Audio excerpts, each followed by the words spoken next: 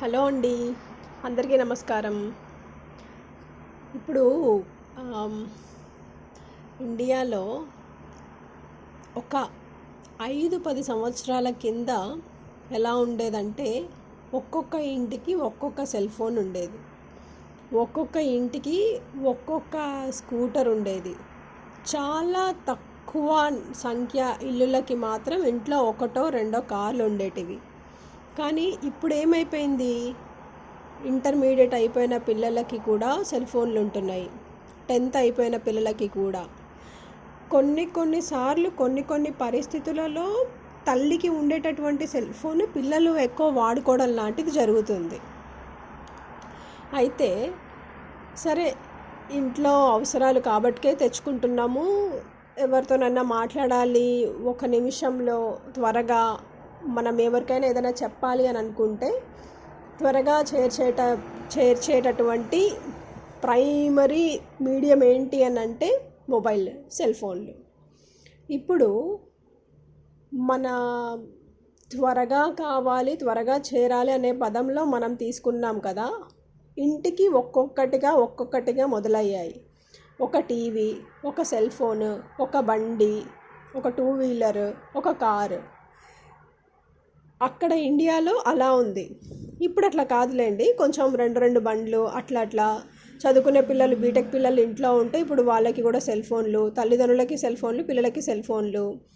ఇంకా ఒక్కొక్కరికి ఒక్కొక్క కారు కాదులే కానీ ఇంటికి ఒకటో రెండో కార్లు, ఒక్కొక్కరికి ఒక్కొక్క వెహికల్, 2 వీలర్ వెహికల్ మాత్రం అవసరం పడుతుంది. ఇప్పుడు హస్బెండ్ ఆఫీస్కి వెళ్ళాలి, పిల్లలు స్కూల్కి వెళ్ళాలి అంటే ఆఫీస్కి వెళ్ళి స్కూల్కి దింపి వెళ్ళాలంటే అవ్వదు కదా. సో పరిస్థితులను బట్టి అట్లా బండ్లు, కార్లు, సెల్ ఫోన్లు అవి పెరుగుతూ ఉన్నాయి. ఇక్కడ అదే అమెరికాలో చూస్తే, అమెరికాలో వైఫ్కి ఒక ఇల్లు ఉంటుంది, హస్బెండ్కి ఒక ఇల్లు ఉంటుంది. పిల్లలు ఎంతమంది ఉంటే ఒక్కొక్కరికి ఒక్కొక్క ఇల్లు ఉంటుంది. వైఫ్కి ఒక మొబైల్, ల్యాప్టాప్, హస్బెండ్కి ఒక మొబైల్, ల్యాప్టాప్. చిన్న పిల్లలకి 2nd క్లాస్ 3rd క్లాస్ పిల్లలకే ఐప్యాడ్లు ఉంటాయి. ఇంకా 10th అయిపోయే లోపల పిల్లలకి ఫోన్లు చేతుల్లో ఆటోమేటిక్గా ఉంటాయి. ల్యాప్టాప్ తప్పకుండా ఉంటుంది. వాళ్ళకంటూ సొంత వెహికల్స్ ఉంటాయి.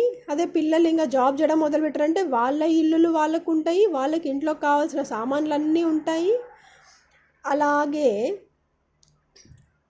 వాళ్ళు సపరేట్, వైఫ్ సపరేట్ ఇల్లు, సపరేట్ మెయింటెనెన్స్, సపరేట్గా అన్నీ, మొబైల్, ల్యాప్టాప్, వాహనము, 2 వీలర్, 4 వీలర్, ఇంట్లో కావాల్సిన సామాన్లు అన్నీ. హస్బెండ్కి కూడా మొత్తం అదే అన్నమాట, ఒక ప్యాకేజ్. ఇప్పుడు పిల్లలకు వస్తే పిల్లలు కూడా ఒక్కొక్కరు 10th అయిపోయింది అని అంటే ఇంకా వాళ్ళ జీవితం వాళ్ళు చూసుకోవాలి కాబట్టి వాళ్ళు సపరేట్గా ఉండడము, సపరేట్గా అన్నీ కొనుక్కోవడం, అన్నీ తెచ్చుకోవడం చేస్తారు.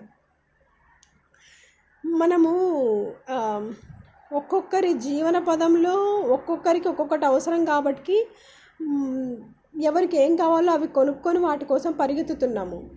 మరి ఎవరి ప్రపంచం వాళ్ళకి సపరేట్ అయిపోతుంది కదా మన పరుగు కారణంగా. మరి ఎవరి ప్రపంచం వాళ్ళు సపరేట్ అయిపోతే అది కుటుంబం ఎలా అవుతుంది?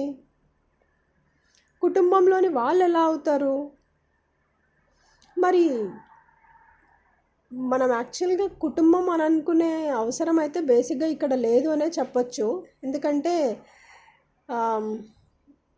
మన ఫోకస్ అంతా ఫ్యామిలీ గురించి లేదు కదా.